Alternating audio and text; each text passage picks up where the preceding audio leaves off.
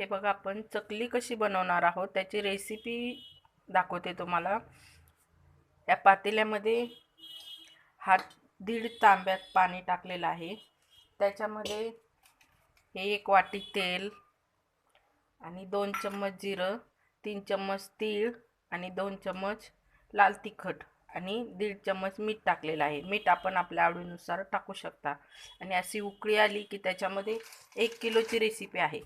त्याच्यामध्ये हे 1 किलोचं पीठ आपण घेणार आहोत मळून।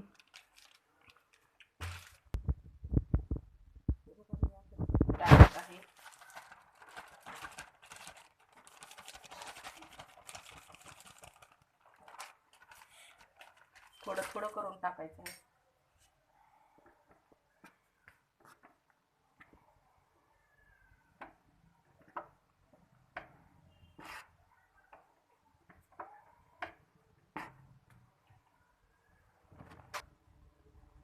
हे बघा, असं पातेल्यातून याच्यात काढून घ्यायचं आहे। आणि त्याच्यातून मी अर्धा तांब्यावरती पाणी टाकलेलं होतं, ते काढून ठेवलं होतं।